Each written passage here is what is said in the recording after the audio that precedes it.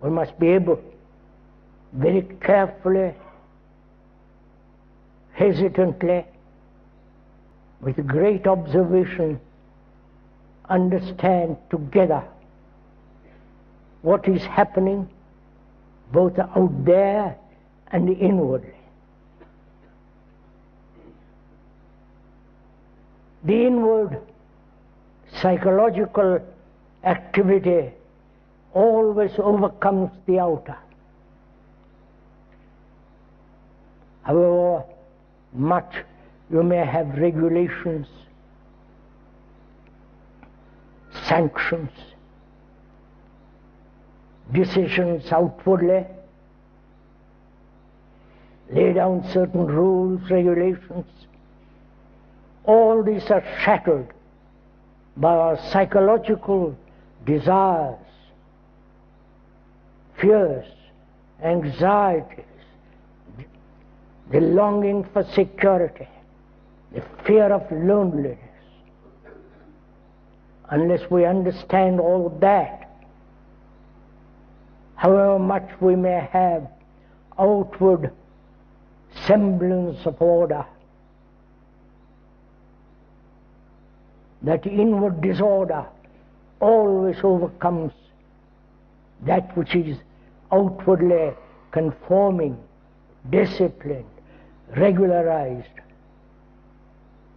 I hope we understand this clearly. One may have carefully constructed institutions, politically, religiously, economically, whatever the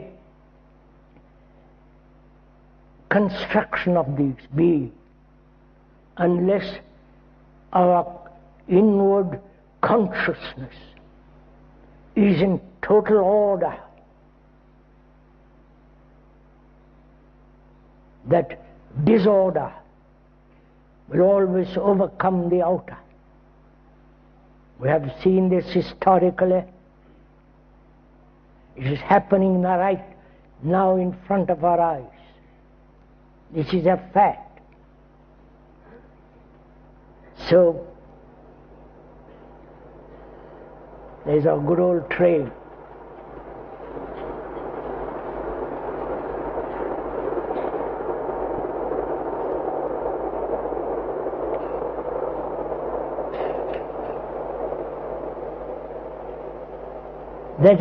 That train is as regular as we come here.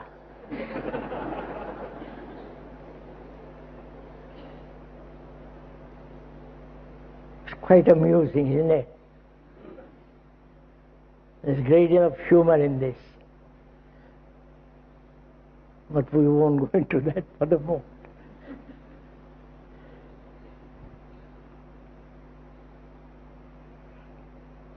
So please, be serious even for this hour. If you cannot be serious all the time, at least go into being serious while you are here.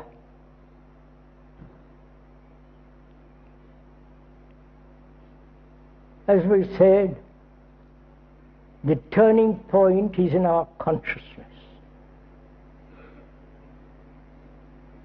Our consciousness is a very complicated affair.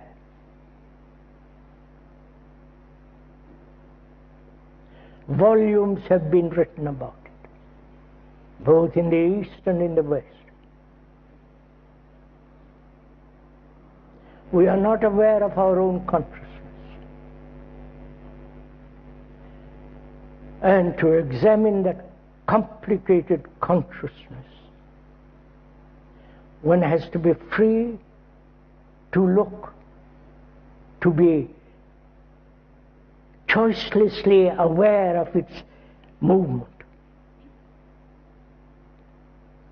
And that's what we're going to do together.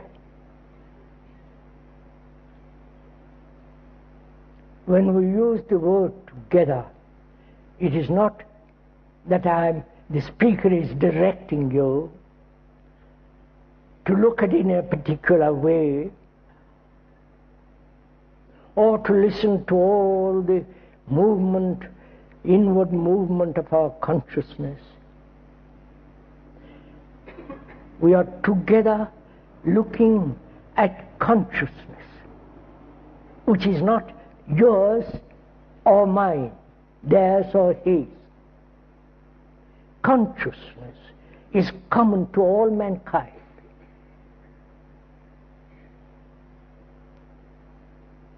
All mankind, whether they live in the Far East or Near East, West, or in the Far West, that consciousness, with all its content, is common to all mankind.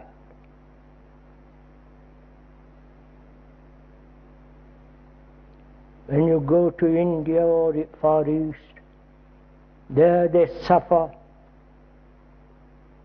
inwardly as well as outwardly as here. They're anxious, uncertain, utterly despairingly lonely, as you are here. They have no security, jealous, greedy, envious, suffering. And as in the West it is the same thing. So human consciousness is one whole, is not your consciousness or mine. It is the consciousness of humanity. Please understand this.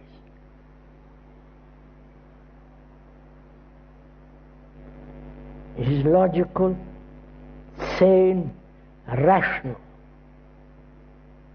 Because wherever you go, in whatever clime you live, whether you are affluent or degradingly poor, whether you believe in God or in Christ or some other entity, the belief, the faith is common to all mankind. The picture may vary. The image may be different. The symbol may be totally different from another. But that is common to all mankind. This is not a mere verbal statement.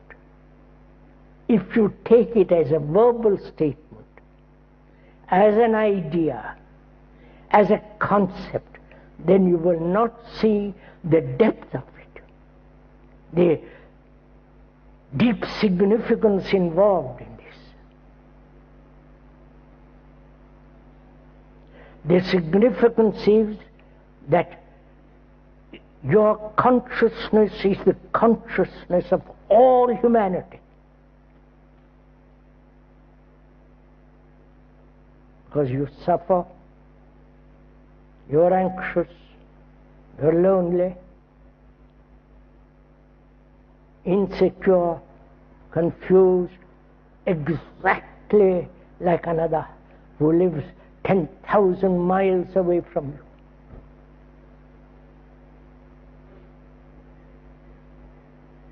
The realization of it, the feeling of it, the feeling in your guts, if I may use that word,